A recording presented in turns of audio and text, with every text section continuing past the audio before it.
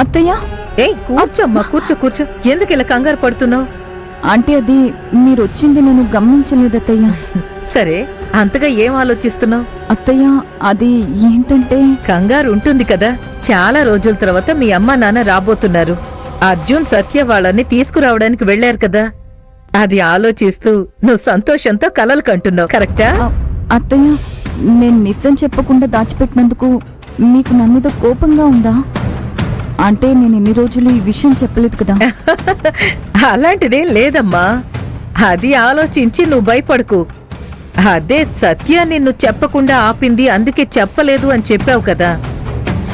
అంతేకాకుండా దేవి, నిజం చెప్పడానికి ఎప్పుడూ మనోధైర్యం కావాలి.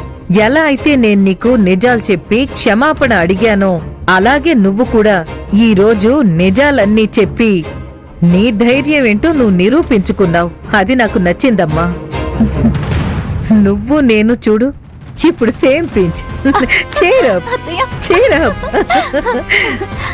అత్తయ్య, మా అమ్మ నాన్న ఇక్కడికి వస్తే వాళ్ళిక్కడికి వస్తే నేను వాళ్ళకి చెప్పే వెల్కమ్ వేరే లెవెల్లో ఉంటుందమ్మా. ఇంతవరకు వాళ్ళకి ఎవ్వరూ చెప్పని వెల్కమ్ అవుతుంది. వాళ్ళు ఆ వెల్కమ్ ని ఈ జన్మలోనే అసలు వాళ్ళు మర్చిపోలేరు. అందుకు నేను గ్యారెంటీ. అత్తయ్య, ఇలా చూడు, నీకంటే మీ అమ్మా నాన్నలకి నేను చాలా గౌరవ మర్యాదలు ఇస్తాను. ఏ అత్తయ్య, నీకు నా మీద కోపమే రాదా? నాకా? హుసై, నిన్ను గొంతు నులిమి చంపెయ్యాలన్నంత కోపంతో రగిలిపోతున్నాను. సమయం కుదరలేదంతే. మొక్కం చూడు. అత్తయ్య, ఎందుకమ్మా అలా అడుగుతున్నావు? అత్తయ్య, నేను ఆఫీసులో పనిచేస్తున్నప్పుడు మీరు చాలా కోపంగా ఉండడం నేను చూశాను. మీరంటే చాలా భయం కూడా. కానీ తెలుసో తెలియకో ఇప్పుడు నేను ఎన్నో తప్పులు చేశాను. అభిని ప్రేమించాను, రహస్యంగా పెళ్లి చేసుకున్నాను. అలాగే పెళ్లికి ముందే గర్భవతినయ్యాను. నేను ఇంతవరకు మా అమ్మ నాన్న నా ఊరు పేరు ఏం చెప్పలేదు. కానీ ఇవన్నీ కూడా మీరు క్షమించి నన్ను మీ కూతురుగా చూడడం మాత్రమే కాకుండా మా అమ్మ నాన్నల్నిద్దరినీ సంతోషంగా స్వాగతిస్తున్నారు. ఊర్పుకి మీరొక ఉదాహరణ అత్తయ్య. అవును దేవి, పిల్లల జీవితాలు ముఖ్యం కదా. ముళ్లపైన చీర పడితే చిరక్కుండా ఓర్పుగా తీయాలి కదా. నా బిడ్డని నేను అలాగే బయటకు తీసుకురావాలి కదా. నేను బిడ్డ అని అన్నది అభిన్ అనుకుంటున్నావా? నేను నీ గురించి అన్నానమ్మా. నీ జీవితంలో ఎన్ని సమస్యలున్నాయి, నేను వాటిని ఓర్పుగా పరిష్కరించాలి కదా. ఆవేశంగా ఏదో ఒకటి చెయ్యలేం కదా, దాని గురించి చెప్పానమ్మా. అంతేకాకుండా నా వియ్యంకుల్ని నేను చూడాలనుకోవడం సడన్ గా ఏం కాదు కదమ్మా. నువ్వు పెళ్లి చేసుకుని వచ్చిన రోజు నుంచి నేనదే కదా అడుగుతున్నాను. నీ కోరిక త్వరలోనే తీరుతుందత్తయ్య. వాళ్ళు రేపటికల్లా ఇక్కడికి వస్తారు. వాళ్ళు వచ్చి నీతో ఏదైనా కోపంగా మాట్లాడినా నువ్వు తిరిగి ఏం మాట్లాడకమ్మా. మాట్లాడాల్సిందంతా నేను మాత్రమే మాట్లాడతాను.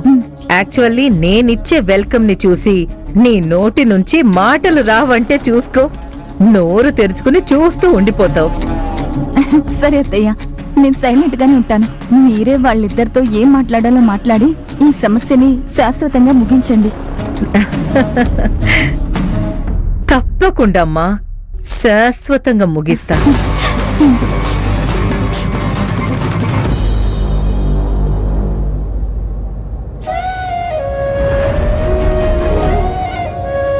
అమ్మా తల్లి, జరగబోయే ప్రమాదం గురించి తెలుసుకోకుండా ఇప్పుడు కాళహస్తికి మా అమ్మ నాన్నల్ని కలవడానికి తీసుకువెళుతున్నారు. ఇప్పుడు నేనేం చెప్పినా కూడా అర్థం చేసుకునే పరిస్థితుల్లో అర్జున్ ఇప్పుడు లేరు. దేవి అక్క నన్ను బాగా ఇరికించేసింది. నాకున్న ఏకైక తోడు, గుండె బలం. ఇక మీదట నువ్వే తల్లి. మా అమ్మ నాన్న ఎవరో తెలిస్తే భూకంపం వచ్చేస్తుంది. ఎలాగైనా ఈ సమస్య నుంచి బయటపడే అమ్మా.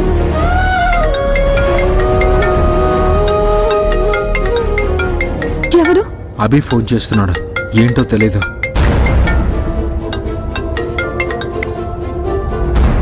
హలో అభి. అర్జున్, ఎక్కడున్నావురా? ఏంటి విషయం? అర్జున్, నాన్నకి సడన్ గా హార్ట్ అటాక్ వచ్చిందిరా. వాట్? అవునరా, అమ్మ ఫోన్ చేశారు.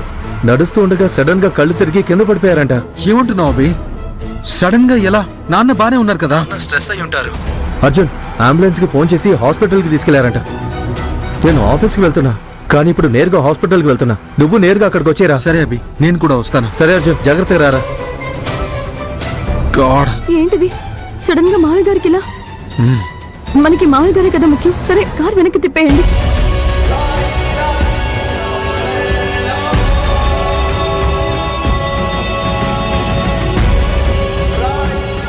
ఖచ్చితంగా మావయ్యకి హార్ట్ అటాక్ ఏమీ వచ్చి ఉండదు. ఖచ్చితంగా మమ్మల్ని కాళహస్తి వెళ్లకుండా ఆపడం కోసమే ఇలా ప్లాన్ చేసి ఉంటారు మావయ్య గారు.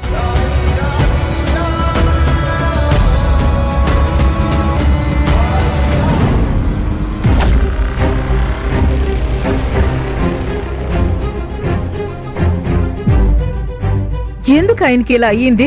టాబ్లెట్స్ అవి టైంకే వేసుకుంటున్నారు కదా, రెగ్యులర్ గా చెకప్ కూడా చేయించుకుంటున్నారు కదా. అంతా ఆ సత్య చేసిన పనుల వల్లే వచ్చిందదినా. తనకి ఎంత ధైర్యం పొగరు ఉంటే అందరి ముందు అవును నేనే అబద్ధం చెప్పమని చెప్పాను అంటుంది. అది విన్న తర్వాతే అన్నయ్యకు నాకిలాంటి కోడలు వచ్చిందా అని షాక్ తో గుండె నొప్పి వచ్చిందదినా. అత్తయ్య, ఇదే మీరు పాత చాముండేశ్వరి అయ్యుంటే ఆ సత్యాన్ని వదలకుండా ఫుట్బాల్ ఆడుకునేవారు. కానీ అది మిమ్మల్నే తలదించుకునేలా చేసింది.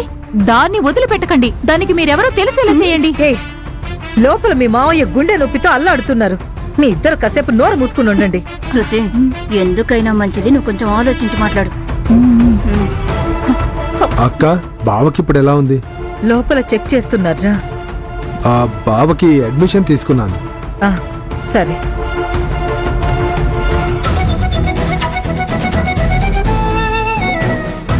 అబ్బే మావయ్య లోపల ఉన్నారు. అమ్మా, ఏమైందమ్మా? నేను ఆఫీస్కి వెళ్ళేటప్పుడు నాన్న బానే ఉన్నారు కదా. అంతా ఆ సత్య చేసిన పని వల్లే బావా. శృతి, షటప్.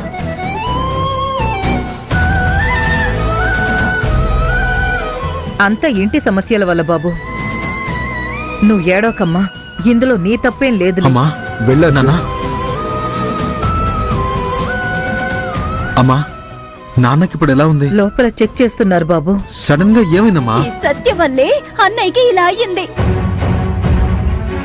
అర్జున్, తనని అభి, ఏయ్, ముందు నాన్న నీ సమస్యని సాల్వ్ చేయడం నా బాధ్యత. ఒరే రాజశేఖర్, రే